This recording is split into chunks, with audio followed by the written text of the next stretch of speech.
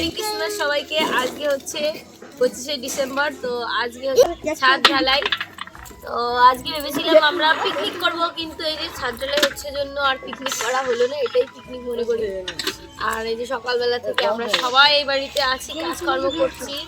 তো চলো আজকে ব্লগটা দেখতে থাকো, আশা করছি অনেক ভালো লাগবে। অনেক দিনের স্বপ্ন আজকে পূরণ হতে চলেছে। স্বপ্নের বাড়িটা আজকে ঠিক করেই ফেললো, মানে ছাদ ঢালাই। তো তোমরা প্রথমে টাইটেল আর থাম্বনেল দেখে ভেবেছো আমার বাড়ি, না, অ্যাকচুয়ালি যে দিদিটা আমাদের বাড়িতে আছে তাদেরই বাড়ি আজকে ছাদ ঢালাই। তো হ্যালো এভরিওয়ান, কেমন আছো তোমরা সবাই? আশা করছি খুব ভালো আছো। সঙ্গীতার লাইফে তোমাদের সবাইকে জানাই আরও একবার ওয়েলকাম। তো এই যে সকালবেলা কাজ বাজ শুরু হয়ে গেছে।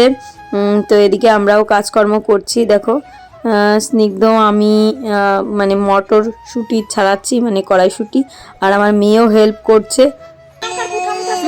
Merry Christmas. ভিডিওটা দিতে একটু লেট হয়ে গেল, ক্রিসমাস তো চলে গেছে, 3 দিন 4 দিন হয়ে গেল, আমার একটু লেটই হলো।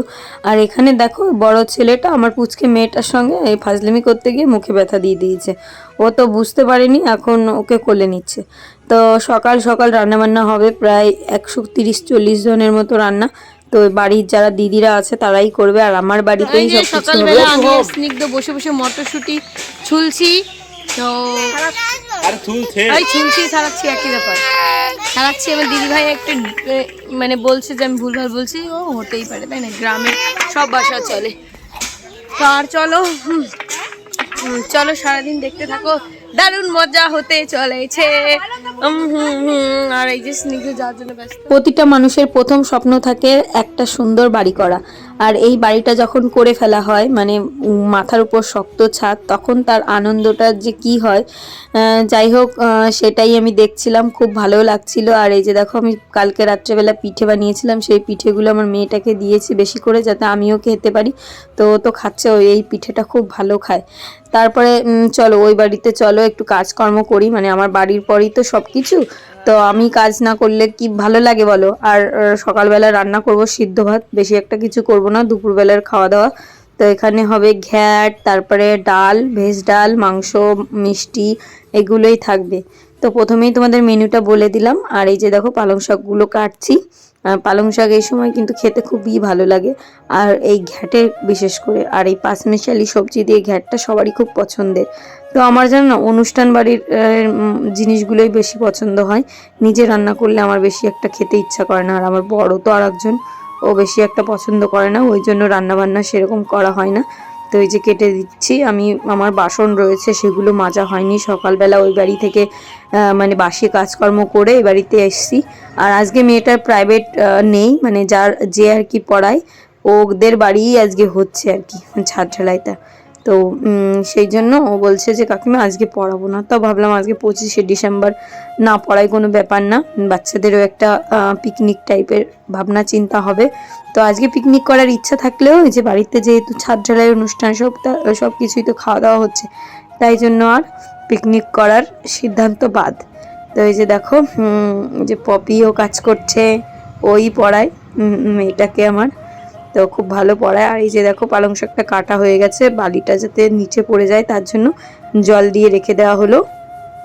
আমাদের গ্রামের বাড়িতে একটা অনুষ্ঠান করলে মানুষকে আলাদা করে আনতে হয় না, সবাই কিন্তু নিজে থেকে বোঝে যে আমার এই কাজটা করতে হবে, ওই জন্য চাপের ব্যাপারটা খুব কম হয়, রাঁধুনিও লাগে না, নিজেরাই একাই 100।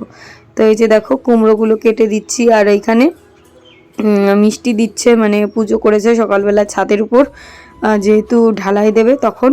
তো ওই যে মিষ্টি দিল, মিষ্টি খেলাম। এখন এই যে বড়দি আমার এই যে ঘরের ভিতরই দেখো রান্নাবান্নার সব সরঞ্জাম নিয়ে এই বারান্দাটাই রান্নাবান্না করবে। তো এই যে সব কিছু আর কি গুছিয়ে টুছিয়ে নিয়ে বসে পড়েছে রান্না করতে। আমি কটা সিদ্ধ ভাত রান্না করেছি, সকালবেলা পিঠে টিঠে খেয়েছি বলে খিদেও পাইনি, তাই জন্য একটু দেরি করেই করবো আর কি, যাতে দুপুরবেলা একটু সন্ধ্যার দিকে খেলে আর খাওয়াই লাগবে না, সেরকম সিদ্ধান্ত। আর পিঠে খেলে পরে দেখবে খিদেও লাগে না। আর এই যে দেখো আমার শাশুড়ি মাও কাজ করতে চলে এসছে, আমার শাশুড়ি মা কাটছে টমেটো, আর এদিকে অঙ্কিতা নিয়ে বসছে হচ্ছে রসুন, তারপরে ওই দিদিটা নিয়ে বসছে একটা কি যেন মশলা করতে। তো সবাই মিলে এইভাবে হাতে হাতে কাজ করলে কি আর টাইম লাগে বলো? আর এখানে দেখো ছাদ ঢালাই শুরু করে দিয়েছে। তো এনারা বলেছে খাবে না, আমি একটা মানে এনারা বলেছে আমরা খাবো না, তো এনাদের আলাদা করে টাকা দিয়ে দিতে হবে। যাই হোক, সেই জন্য গ্রামের লোকের জন্যই রান্নাবান্না হচ্ছে, মানে একটা শুভ কাজে দেখবে সবাই সবাইকে একটু ছাদ ঢালাই ব্যাপারটা একটু অন্যরকম হয়, সবাইকে একটু দুটো লবণ ভাত দিতে চায়। তো যাই হোক, সেই জন্যই রান্নাবান্না হচ্ছে। আর এই যে দেখো রান্না শুরু করে দিয়েছে, ডাল রান্না হবে, ভেজ ডাল। তাই জন্য এই দিদিটাকে বলছিলাম, আর এই দিদিটা না এত ভালো রান্না করে, খুব সুন্দর রান্নার হাত। আমি বলছি তুমি একটা রান্নার চ্যানেল খোলো, তোমার রান্না কিন্তু খুব ভালো যাবে। কিন্তু করে দেবে কে? চ্যানেল তো সবারই খুলতে ইচ্ছা করে, কিন্তু করে দেওয়ার সত্যিই মানুষ নেই। মানুষ থাকলে তো ব্যাপারটা অন্যরকমই হয়। তো এই যে রান্নাবান্না করছে, করুক। চলো আমিও কিছু কাজ করি। আজকে সারাদিন বলতে গেলে ওই সিদ্ধ ভাত রান্না করব। সকালের খাওয়াটা খেলে আর তো রান্নাবান্নার দিকে যাওয়াই লাগবে না। তো মানে আজকে দিনটা বলতে পারো ফাঁকা। তো সব মশলা টশলা করে এই নিয়ে আবার হেল্পার, আর এত বড় রান্না, তো রান্নার কাছে আরেকজন না থাকলে সত্যিই হয় না, হাতে হাতে কাজ করে দেওয়ার জন্য। ডালটা প্রথমে আর কি ভেজে মানে সিদ্ধ করে রেখে দিয়েছে, এখন শুধু ফোড়নে দিচ্ছে, মানে সব সবজি দিয়ে তাহলেই হয়ে যায়। এই যে দেখো এখন ডালটা ঢেলে দেবে, এটা হচ্ছে মুগের ডাল, ভেজ ডাল করবে। আগেরবার 25শে ডিসেম্বরের সময় আমাদের এখানে পাটশিমুলিয়া খুব সুন্দর একটা মেলা হয়, মানে আমাদের এখান মানে আমাদের বাড়ি থেকে অনেকটাই দূর। তবু আগেরবার গেছিলাম, এইবার আর যাওয়া হলো না, কারণ আমার নাকে একটা এমন ফোড়া উঠেছে, সেই ফোড়ার যন্ত্রণায় আমি শেষ হয়ে যাচ্ছি।